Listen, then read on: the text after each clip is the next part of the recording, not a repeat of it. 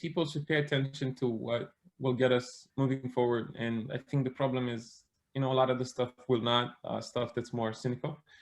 Personally, so I lead a team of designers building mobile apps for iOS and Android for a company in Silicon Valley. I'm very, very fortunate to work for them. They're called Splunk.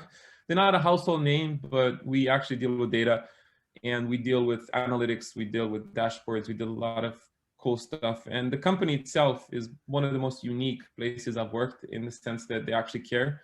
I've seen a lot of big corporate giants, and I'm not going to name them. Some logos are on your screen, but I think it becomes almost pointless to talk about them because they're only interested in short-term goals. My company is a bit different.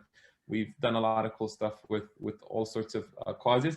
When it comes to space, I'll be honest, I think AI, you're right. AI and quantum computing is the next leap. I think if we get it right, ignoring what Musk says when he says AI is bad and he's investing in it, if we get AI right, it will revolutionize our planet and our species. But I think there's a lot of people who are afraid. So did the people when the Industrial Revolution happened. So did people when regimes fall. People are always scared of change. And I think that's the biggest problem for us as a species, change. When it comes to AI, I think it's very, very, very interesting.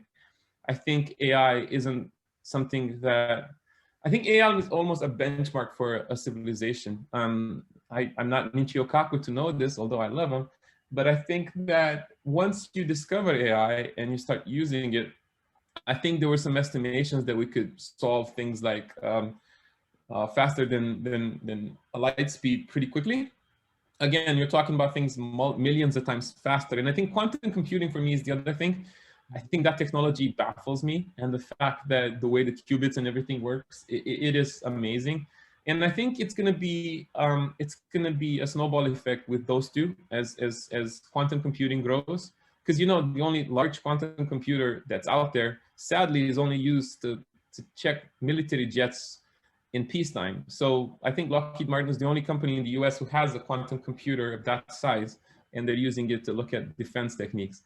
I think that I would really hope in the future that we stop thinking about fighting with the guy next door and thinking, how do we get to this other planet? How do we save our species? How do we mine asteroids to give everybody money? Because I think ultimately the wealth should be spread and not be kept. So I follow that a lot. I am a big proponent of that. I also follow what's going on with near Earth collisions, with things like Oumuamua, things like there's a meteor coming close to us in a couple of weeks. Yeah. Things like coronal mass ejections, those are fascinating to me. And they're also scary. There was one in 2012 that missed us by the distance of the moon and Earth. And that to me is, so life is very precious. We're all kind of here to do great things. So we should try to make the most of it.